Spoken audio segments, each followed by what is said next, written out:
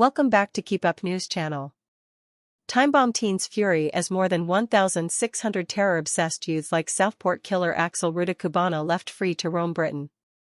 Figures obtained by The Sun on Sunday show just 228 of the 1,830 referred to the government's Prevent Anti-Terror program in the last 4 years were sent for full monitoring.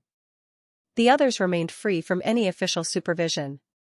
Rudakubana, 18, was referred to Prevent 3 times by teachers before killing B.B. King, 6, Elsie Stankamp, 7, and 9-year-old Alice da Silva Aguiar at a dance class in July. On Thursday, he was jailed for a minimum of 52 years. Home Secretary Yvette Cooper told The Sun on Sunday, "I am clear that urgent reforms are needed to prevent. The program's work is vital to stopping extremists and preventing terrorism. But it missed 3 chances to intervene in the case of the Southport killer, and swift changes are needed." MP Karen Bradley, chairwoman of the Home Affairs Select Committee, spoke out as figures revealed gaping holes in Prevent, the government's anti-terror program for under-18s. Dame Bradley said, "Something is not working. We have somebody obsessed with violence, and they are not being picked up by any agency. We are seeing more and more young men and boys sitting at home, searching the internet and developing a propensity for violence, and for some reason they are falling through the net." The Tory added, "These figures are shocking. Home Office figures show a massive increase in the number of children flagged to the anti-terror scheme who, like Rudakubana, cannot be directly linked to any one extremist group or ideology. Instead, they are categorized as conflicted, a gray area where people's motives are described as mixed, unstable, or unclear." Lord Walmey, independent government advisor on political violence, said, "These alarming figures show our counter-extremism programs are not coping with the threat of young people who just want to see the world burn." Shadow Home Secretary Chris Philp said, "I am appalled by these figures, which suggest that hundreds or thousands of dangerous young men are being missed by the system. The system appears to be broken. We must do whatever it takes to reform it to prevent another terrifying massacre like Southport." A Sun on Sunday investigation uncovered the figures just days after Sir Keir Starmer said the failures of the Prevent program in relation to Rudakubana would be the subject of a public inquiry.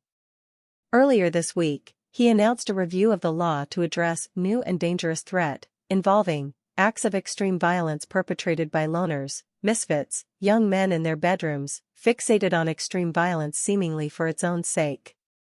The Home Office statistics also reveal the number of school-aged children referred to Prevent has been growing, while those brought in for help has been falling.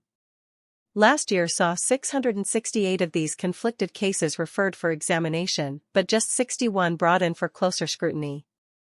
2 years ago, the number referred for examination was just 441, yet a higher number, 72, were accepted for further help. Rudakubana was first referred to the anti-extremism program as a 13-year-old in 2019. It was reported he was trying to speak to his teacher about articles on mass shootings. But counter-terrorism cops decided he had an interest in news and current affairs, and was not at risk of being radicalized. 2 years later he was flagged twice more after it was discovered he had been showing an unhealthy interest in incel-related violence as well as terrorism, including the jihadist attacks of 2017. However, the referral was not escalated as it was decided he did not hold a terrorist ideology, the same reasoning used by police to charge him with murder rather than terrorism offenses. That decision meant he could not get a whole life sentence.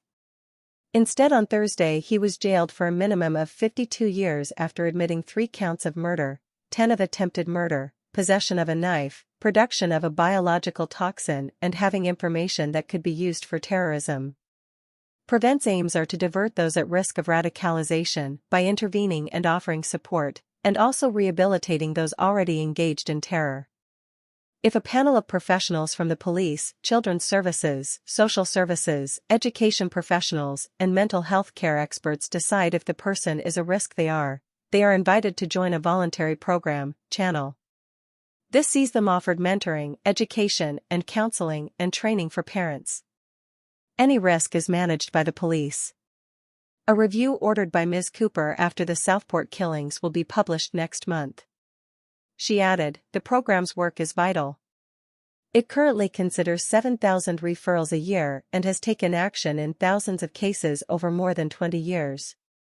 But in 2019 and 2021 it missed 3 chances to intervene in the case of the Southport killer, and swift changes are needed. Last night she told the Sunday Times a review of referral thresholds to prevent was underway, looking in particular at individuals obsessed with school massacres and also Islamist extremism. Lord Carlisle, a former government independent reviewer of terrorism legislation, said the prevent system is not broken.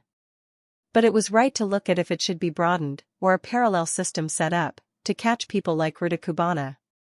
Source: thesun.co.uk. Please like, share and subscribe. Thank you for watching.